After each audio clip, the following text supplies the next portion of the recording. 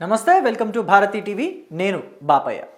YSR Congress party నేత senior politician Vallabhaneni Vamsi Mohan మరొకసారి arrest కాబోతున్నారా అంటే అవుననే అంటున్నాయి పొలిటికల్ వర్గాలు. అసలు ఆయన అంతకుముందు ఎందుకు అరెస్ట్ అయ్యారు అనే విషయం కూడా అందరికీ తెలిసిందే. ఆయన వైఎస్ఆర్ కాంగ్రెస్ పార్టీలో ఉన్నప్పుడు అంటే 2019లో ఆయన తెలుగుదేశం పార్టీ గుర్తు మీదే గెలిచారు. కానీ గెలిచిన తర్వాత ఆయన ప్రాణ స్నేహితుడు ఉన్నారు కదా కొడాలి నాని, ఆయన చేయి పుచ్చుకొని ఆయన నడిచిన దారిలో అంటే తెలుగుదేశం పార్టీ నుంచి ఆయన వైఎస్ఆర్ కాంగ్రెస్ పార్టీకి 2009-2014 మధ్య ఎలాగైతే జంప్ కొట్టారో అలాగే ఈయన కూడా కొడాలి నాని చేయి పుచ్చుకొని 2019లో తెలుగుదేశం పార్టీ తరఫు నుంచే గెలిచి 2019-2024 మధ్య వైఎస్ఆర్ కాంగ్రెస్ పార్టీలోకి జంప్ కొట్టేశారు. జంప్ కొట్టిన ఆయన మరి మామూలుగా ఉండొచ్చు కదా, మామూలుగానే ఆ పార్టీలో పని చేసుకోవచ్చు ఎమ్మెల్యేగా. సో కోర్స్ ఆయన అధికారికంగా వెళ్ళలేదు. మళ్ళీ వైఎస్ఆర్ కాంగ్రెస్ పార్టీ జెండా కప్పుకోకపోయినా ఆ జెండా కోసమే పనిచేశారు. ఆయన ఎజెండా మొత్తం వైఎస్ఆర్ కాంగ్రెస్ పార్టీ ఎజెండానే అయిపోయింది.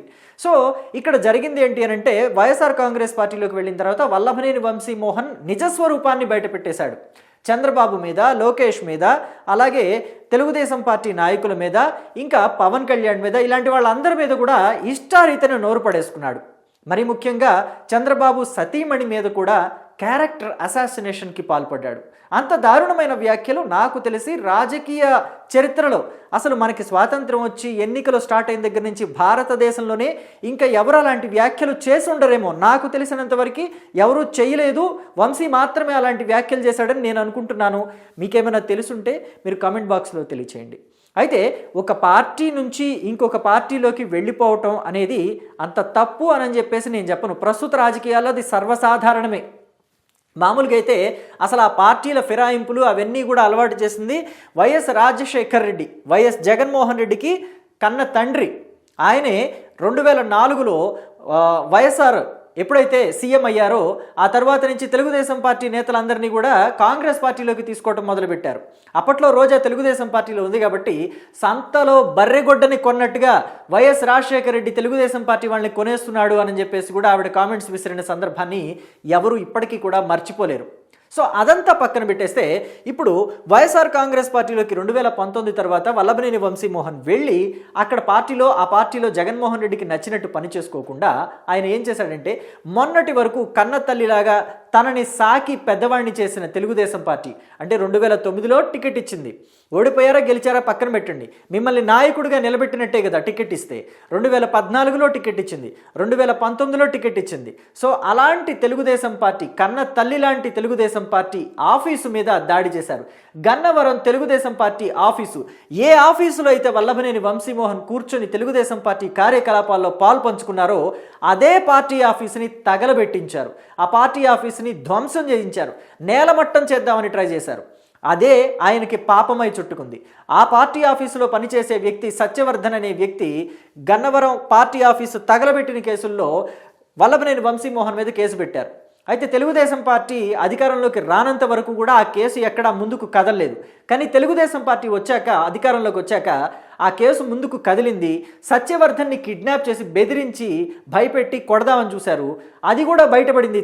చివరికి తీరా చూస్తే వల్లభనేని వంశీమోహన్ ఆ Satyavardhan kidnap case, Gannavaram party office తగలబెట్టిన కేసుల్లో జైలుకు వెళ్ళి 130 రోజులు 140 రోజుల్లో జైల్లో ఉన్నారు.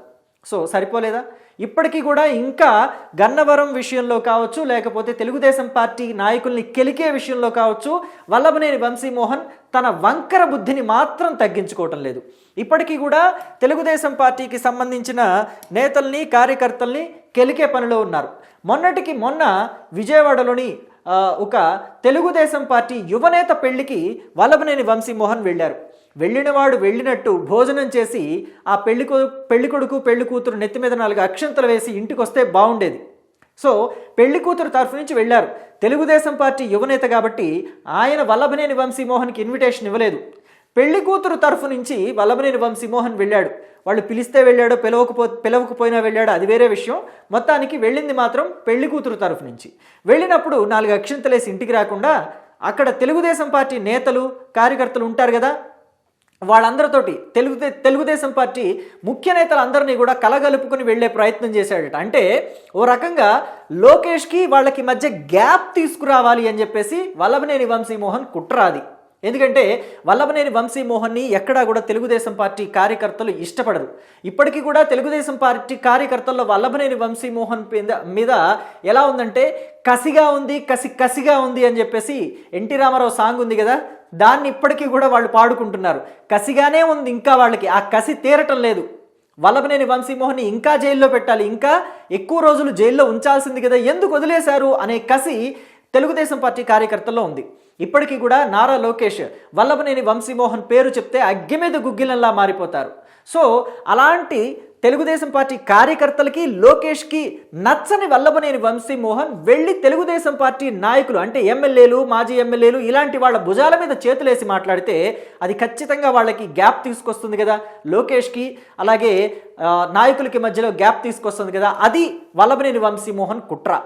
సో కాబట్టి వల్లభనేని వంశీమోహన్ అదే పెళ్లిలో రామ్మోహన్ నాయుడు కనిపిస్తే ఆయన దగ్గరకు కూడా వెళ్ళి పలకరించబోయే ప్రయత్నం చేశారట.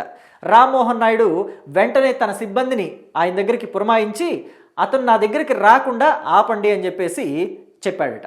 సో సిబ్బంది ఆపే ప్రయత్నం చేసినా కానీ వల్లభనేని వంశీమోహన్ ముందుకు వెళుతుంటే ఇక రామ్మోహన్ నాయుడు ఆగేలా లేడీ వంశీ అని చెప్పేసి పెళ్లి కొడుకు పెళ్లి కూతురు దగ్గరికి వెళ్ళి పలకరించి 4 అక్షింతలు వేసేసి ఆయన దారిన ఆయన వెళ్ళిపోయాడట.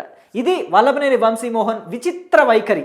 ఇంకా అంటే సామెత ఉంటుంది కదా, చింత చచ్చినా పులుపు చావలేదని. సో ఆయనకి ఇన్నాళ్ళు జైల్లో ఉన్నా కానీ పాత వాసనలు ఇంకా పోలేదు, వైఎస్ఆర్ కాంగ్రెస్ పార్టీ వాసనలు ఇంకా పోలేదు.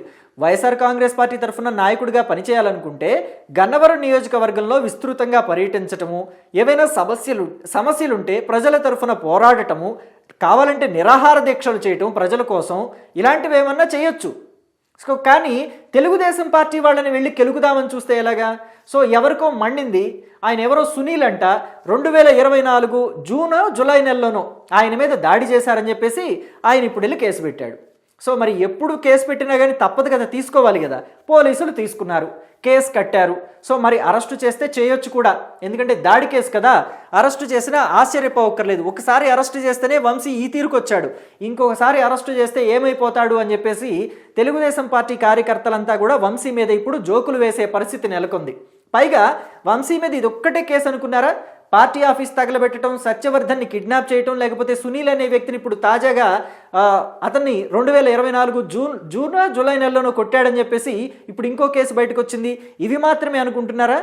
వంశీ మీద దొంగ ఇళ్ల పట్టాలు ఇచ్చాడనే ఒక కేసు ఉంది.